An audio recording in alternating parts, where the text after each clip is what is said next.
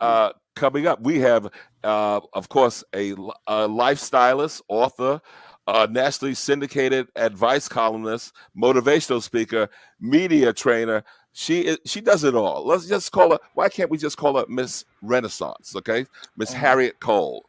Harriette. hello, how are you? Welcome. Thank you so much. It's great to see you. Great to see you Likewise, as well. likewise. You know what? As a matter of fact, Night Watchman, you were so thrilled because you knew it was a real get to get Miss Harriette Cole. So Oh, please, Harriette, you must tell us your journey in terms of, let's say, media and also doing what you do, and also you're going to also tell us about Dreamleapers. That's what you're going to do. So do wow. tell. So I got to package all that up into a little teeny thing. No, Uh, take your time with it. you we want know, all the tea. I'll do my best. I am a big believer in dreams. And I want to say, as a child growing up in Baltimore, Maryland, the dreams that I had very clearly as a little girl, 12 years old, I knew I wanted to be a writer and I knew I was interested in fashion. And honestly, I have built a career around presentation, style, communication, writing. So for anybody who thinks those little dreams you have that stir in your spirit that you don't think are worth anything, I want people to understand that what is stirring in the spirit is important and you need to Mm, capture it and develop it. So from 12, I was writing poetry and hiding it in a shoebox in my closet. Um, Now I have published 7 books, and you mentioned my advice column. To my knowledge, I was the first African American woman to have a nationally syndicated advice column. It's similar to Dear Abby. It's called wow. Sense and Sensitivity, and it started in the New York Daily News, and now it's all over the country.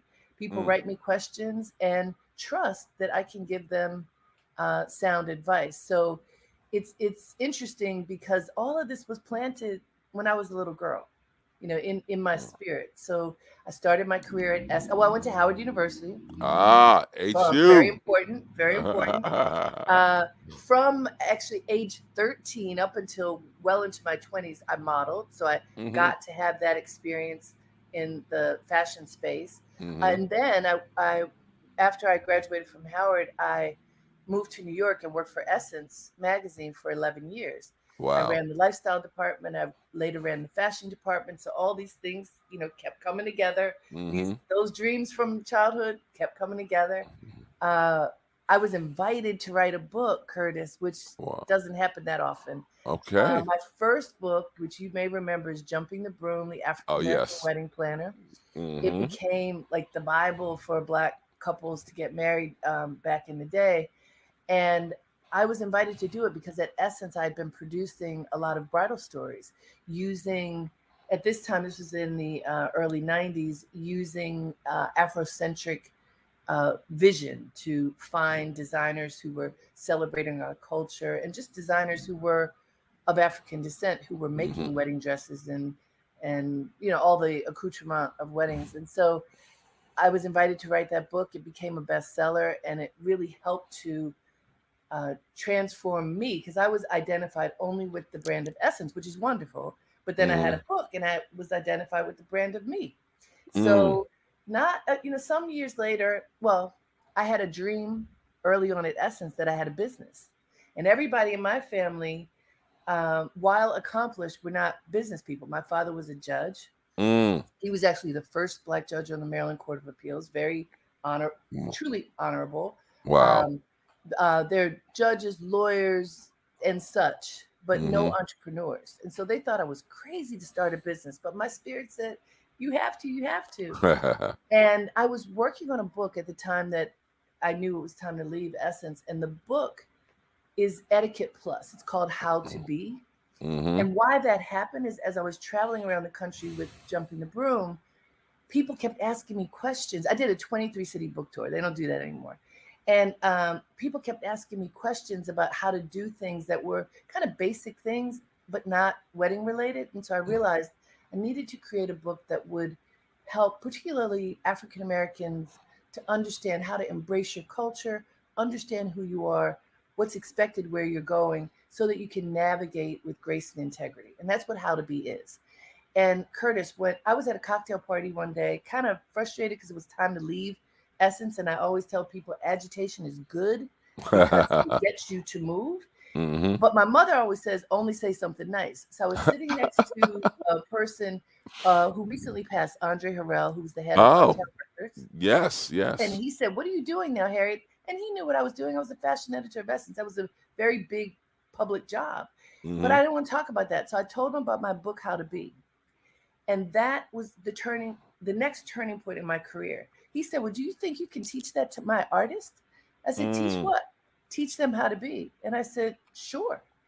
I began doing artist development before I even left Essence.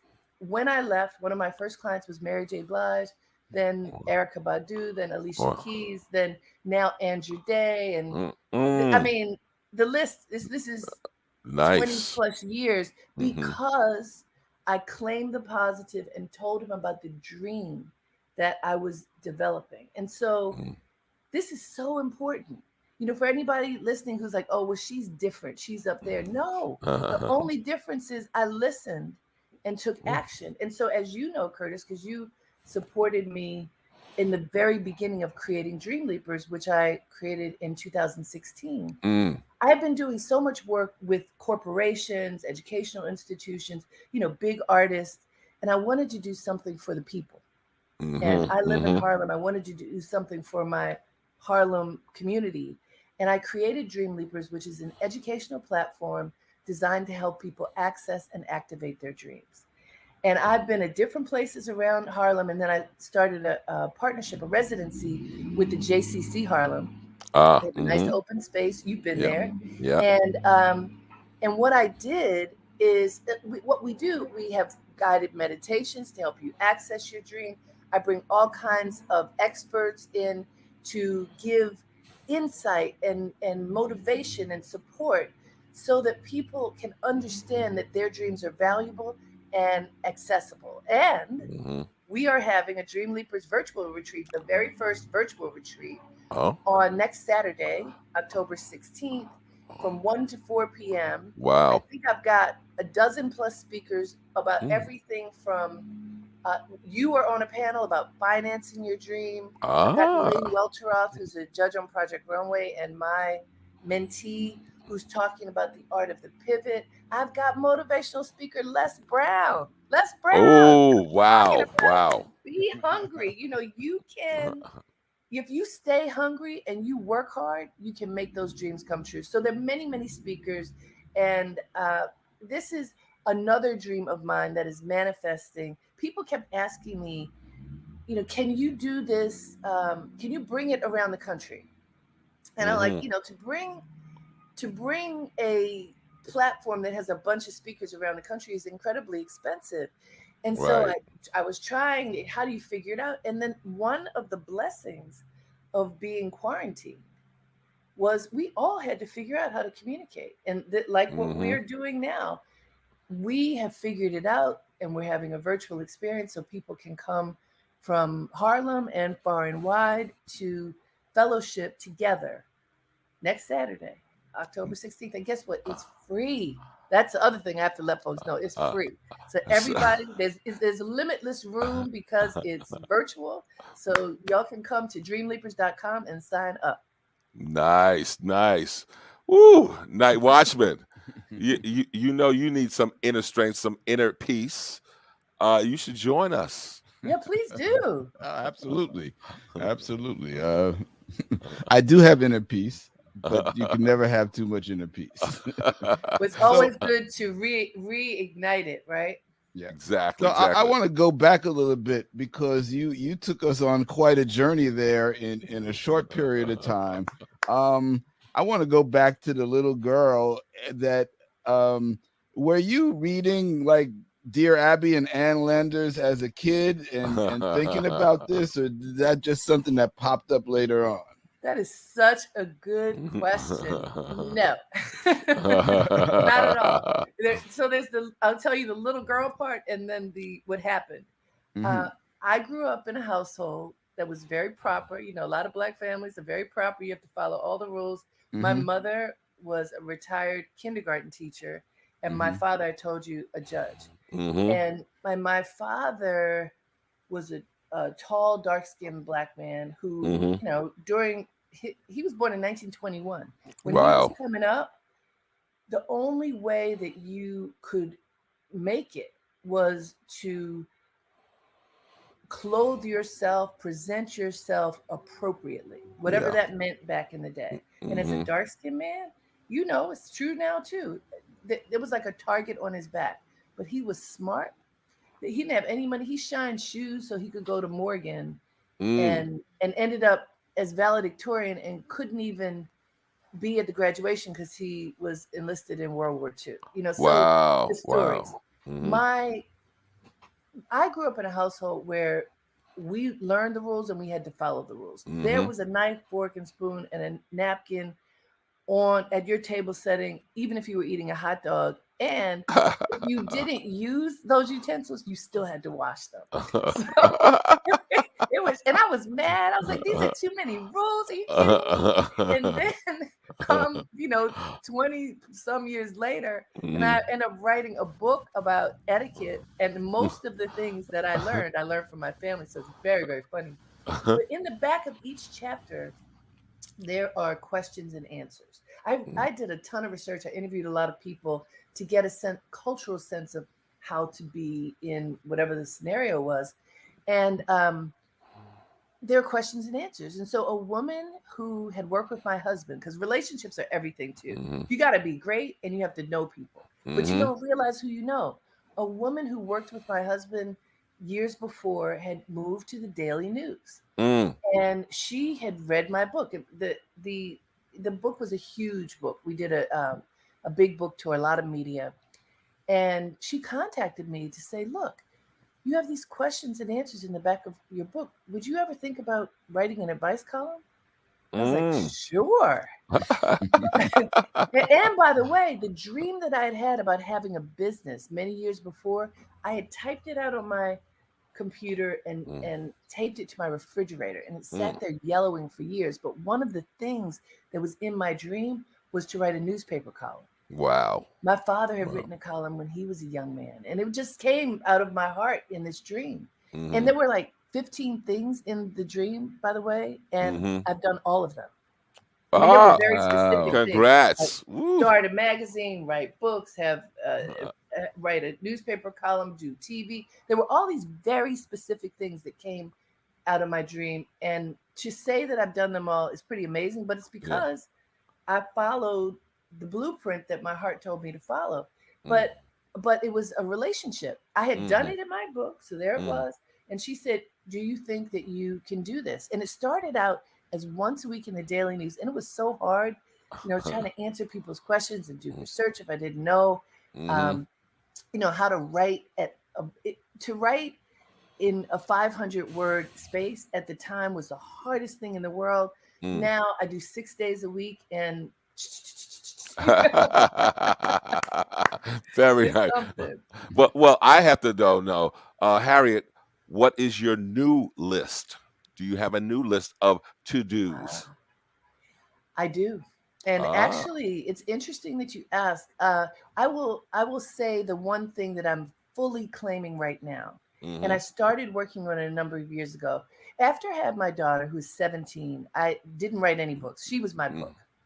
And then I made Wow. one. I made a book of meditations in the middle a few years ago. But Mhm. I'm working on a book of stories Ah. that is a memoir, but not Mm. just about me, about my family, about experiences that I Mhm. think culturally are interesting. I have often said that I have 39 lives.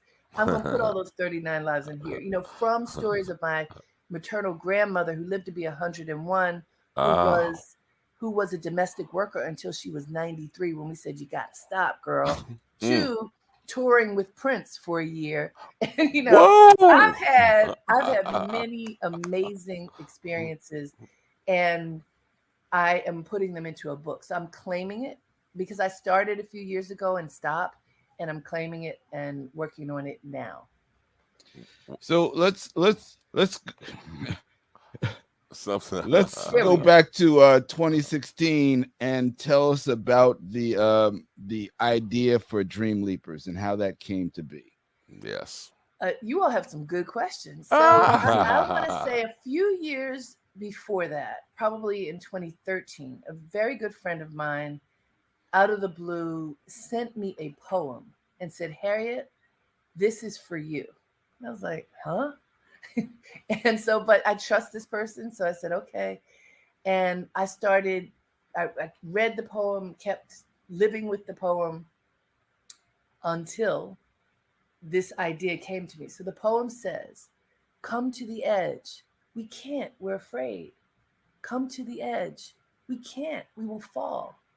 Come to the edge.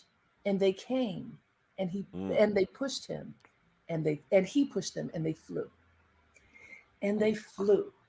And what I have been doing for years with my clients is getting them ready so that they can fly. And that poem just stirred me so. And how I got to the name Dreamleapers is I kept thinking, what is in this that can capture the spirit of what has propelled my life and what I have done to propel others. And literally, and people know this, if you've ever had to try to get a domain name or social media handle, I started looking, I think, on GoDaddy and then on Instagram and Facebook and Twitter and try kind of piecing together words like I had come to the edge or the edge that was long gone. There were all kinds of things that I was matching. And then I remember dreams were at my core. And as I was doing this wordsmithing, Dreamleapers emerged and it resonated so. Before I even did anything else, I trademarked the name because I knew it, the resonance of it. And I'm a meditator, I felt it in my spirit. I knew that this was it. And then I had to figure out, well, what is Dreamleapers? And through a process of regular meditation and capturing the things that came up for me, I was able to put together a very simple program of support that includes me coaching people, which I've been doing for many, many years, and bringing experts in to help support in the areas where I'm not an expert. Because one thing we know is the smartest people know what they don't know. So you don't try to act like you know everything. You bring folks in to support those areas where you need support. So that's really what happened. Yeah, That's great. you know what, Harriet? One of the things I think I was sharing with you in my other job, how we used to have in person, what's that? I'm going to say workshops and seminars.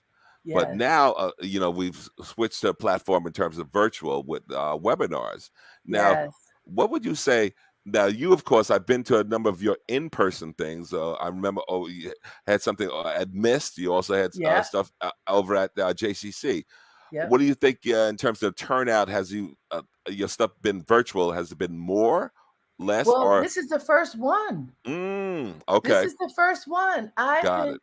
I've been, honestly, I have been so busy and it's a blessing.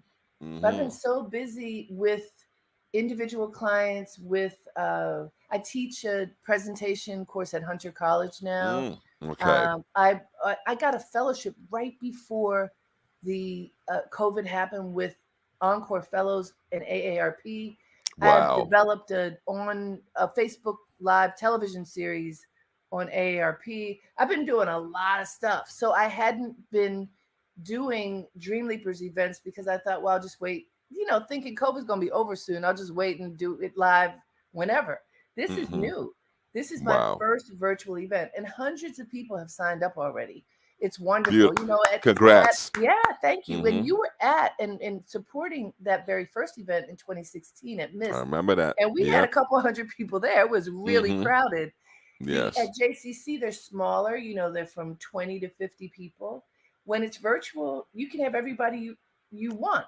Actually, I have so many Everybody. That's speakers, right. it's amazing. And what we have to do is to make sure that we keep the pacing, because people are also a little bit tired of these virtual engagements of looking at each other across the screen. I'm hoping that people will stay. It's 3 hours, but it's moving fast. People are speaking for like 10 minutes, 15 minutes, and then you move on to a new idea. You really do need to take notes because there's a lot to take in. And of course, I will have follow-up classes, some one-on-one, some group, some free, some where we will charge, because this is my business. I can't do it all free. This I can do free, thank God, because with the sponsorship of Toyota and now also Google. But this is coaching is my business. So we will have follow-up. This is the beginning of what I expect to be many virtual engagements, because what happens too, while I am rooted in Harlem, so many people have asked me in other places, can you help me too? And this provides an opportunity for us to stay in the community and also expand into other communities. Beautiful, beautiful. You know what? Of course, you being from now part of Maryland, is it Baltimore? Or what? Yes, I'm from Baltimore. Ooh, okay. So we do, of course, know that the greatest television series of all time, The Wire. So, having said that, now in a community like that, is there some pearls that you can bring back to Baltimore? Because we know Baltimoreans have had a rough time, to say the least. Well, what would you Yeah. say? It's interesting. The Wire, I actually couldn't watch it. Ooh. I know I know how popular it was. It was just too close to home. But I would say too close to home in terms of the storytelling. Even when I was growing up, Baltimore was considered the number one murder capital of the country. I was like, wow. Really? I mean, this is like in the 60s and 70s. You can't even, and well, Chicago has eclipsed Baltimore, but Many Baltimore things, yes. But Baltimore still has that. But honestly, I didn't see any of that when I was growing up. I remember I told you my father was a judge. Yes. We were so sheltered. I'm the middle of 3 girls. Wow. He didn't let us go anywhere. I didn't go to North Avenue. I didn't go to the neighborhoods where any kind of crime that you could imagine would be. It was a very sheltered upbringing that I had. Very, beautiful. Another part of Baltimore is early on, the Black middle class grew in Baltimore early. And so, the neighborhood that we moved into in the city, but on the outskirts of the city, when the covenants were lifted and Black people who could afford it moved, my family did. The first people who moved in that neighborhood were doctors, a doctor and his wife. And we, at this time, my father was a lawyer in our family. And then, all the white folks left and the whole neighborhood got filled with Black professionals. Well, social clubs, sororities and fraternities, NAACP, all these organizations thrived very early on in Baltimore. So my parents were part of this incredible Black tie social scene that we got to witness. And we even had parties like that in our house. I'll never forget, Curtis. We had our basement was like a party basement. No. And my father was born on January 1st. So we would have New Year's Eve parties, and it was cold, and ladies came in their evening gowns and their fur coats. It was okay to wear fur back then. And we would take the ladies' coats and hang them up. And when they went downstairs, we would put them on and twirl. It was so much fun. But I go to Baltimore often. My mother is about to turn 92. My younger sister Congrats. is there with her Nice. family. Whenever people ask me to come and speak, I do. I mean, I go home a lot and offer all that I can to inspire the people to leap into their dreams. And I think it's important for people to know that while there is a part of the city that is in incredible pain, that's not the only part. There are many parts of Baltimore. Yes. And we what happens in the media so often is that we highlight the negative about Black people. Yeah. And I'm here to tell you, there are so many incredible people from Baltimore all over the place who, you listen to see where folks are from, and you will hear that a lot of successful people of all backgrounds, but since it's Black people are often just maligned, I want to say many of us have done our city proud. Wow, wow. And you know what? And I love it. But I know that Night Watchman is itching because you do have to tell us a little bit about your time with Prince. Okay, so remember I said I've had 39 lives. So one Yeah. of those lives, I was invited to help run Ebony Magazine. Mm, There was a dream team brought in to help resuscitate the brand, and I came in as the creative director, and then later was also the editor in chief. This was mm, 2007 to 2010. So I'm gonna tell you this as fast as I can, but uh-huh. uh, Barack Obama, the first cover I produced was of Barack and Michelle Obama right before he announced he was going to run for president. Mm, We tracked him all the way, incredible. We produced the last photo shoot and interview that Michael Jackson did before he died. I ooh, spent 2 days with Michael wow, Jackson. I wow. met Blanket, the baby, Hmm. when he was coming for a fitting. The last cover that I produced before I left was of Prince. We just said, we want to know what Prince is doing. Nobody had heard from him in a few Hmm. years, and he's such an enigmatic figure. We said, Hmm. let's find out. We convinced him. Tavis Smiley is his friend. Hmm. We convinced Tavis to convince him for us to come. I went to Paisley Park with a small team. Oh. Walk in, he comes bopping down the steps in his heels. He has lucite heels with lights in them that light up, like kids use when you Yes. walk down the steps. And we just started talking, and within moments, we're talking about God and the universe Mm, and the meaning of life. And wow. when it came, Tavis was going to write the story. When it came time to interview him, Prince said, "I don't want Tavis to write the story. I want you to write the story, Harriette." Anyway, Nice, the short of it nice. is I did write the story. I Hmm. left Ebony Hmm. because for a lot of reasons Hmm. and reopened my business and was doing my thing. Hmm. And I get a call from Prince's manager. Prince wants to know what you're doing. I'm like, what? He does? Why does he want to know what I'm doing? And I told him, and he said, well, we're about to go on tour. We haven't done an American tour in years. It was Coming to America, which Hmm. has just an album has just been released from that. Hmm. And we are thinking of doing something like a book or a magazine, and Hmm. we want you to come on and interview the opening acts. Would you do that? And I was like, Wow, okay. wow. So literally, I traveled with him for a year to the Hmm. different places where they did shows. I interviewed Esperanza Spalding, Hmm. Cassandra Wilson, Hmm. Mary J. Blige, who I'd worked with many years before. Hmm. I mean, on and on and on. Wow. And what would happen is I'd have to go into Prince's green room before going to interview the person, and he would Mm. sit. I'd come in the green room, and it's Prince, so I was a little bit intimidated, even though I Yep, work with a yep, lot of yep. celebrities. It was a little. And so I go and sit in the green room, and he comes in very formally. Well, let me tell you about this person. And like Esperanza, who was the first one, he said, Harriette, you're gonna fall in love with her. You just are gonna love her spirit so much. She reads like 10 books a week. She's incredible, blah blah. And then he Wow. says, and you can't fall in love with her because you've got a lot more people you have to interview. And I interviewed her, and I tell you, I did fall in love with her. She's just Wow. such an incredible spirit. And Prince, Hmm. there are many things I could say about him, but what I will never forget is Prince was a visionary. He could see Hmm.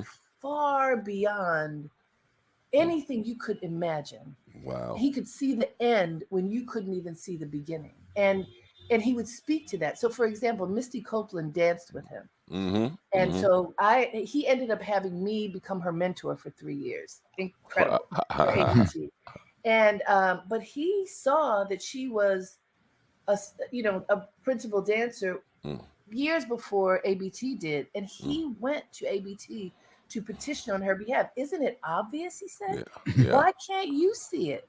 I see it. Why? What's wrong that you can't see it? Incredible. He This had to do was that. the Yeah. gift of Prince that lives in my spirit, and I'm happy to share because he really could see Hmm. what it takes people years to even have the courage to imagine. Beautiful, beautiful. Harriette, that was great, great. Night Watchman, What we doing? Unfortunately, this is so short. We're running out of time. It's getting good. So let's get back to reminding people what we want people to know that is coming up. And so the Dreamleapers virtual event is coming up on Saturday, October 16th. And you need to go to dreamleapers.com right now and register for this free virtual event. Yes. And at this free virtual event, you're going to learn about accessing your dream, manifesting your idea, seeking help, learning the art of collaboration, getting your mind right, making a pivot, doing the work, spreading the word, financing your idea. That's Curtis. And staying motivated. Beautiful. Yes. And everyone is welcome. Everyone of every age. There's even a conversation about collaborating across generations, because we don't always realize the value that exists in those who are older and younger. So I try to gather everything up I can as a gift to folks. All you need to do is come with an open mind and heart for 3 hours, 1 to 4 p.m. And I promise you will leave with treasures that you can cultivate for your life. And bring your dreams. You got to bring your dreams. Yes, indeed. And remember, Harriette, as you said, FREE. Yes. All yes. Right. So, Harriette, thank you so much. Oh, excellent. Thank you. It's a pleasure to be with you. Nice to smile with you this morning. Absolutely. All NightWatchman, take us home. It's been Soul Lounge Prime Time on WHCR 90.3 FM, the voice of Harlem, as well as live on YouTube and on Facebook. And if you're on those social media channels, you want to like and subscribe us. And you also want to follow Harriette Cole, either at Harriette with TE, HarrietteCole.com, or Dreamleapers.com, which is the first place you should go because you need to sign up for that virtual event right now. And thank you so much, Harriette, for blessing us with the stories. And we look forward to having you back again with us on Soul Lounge Prime.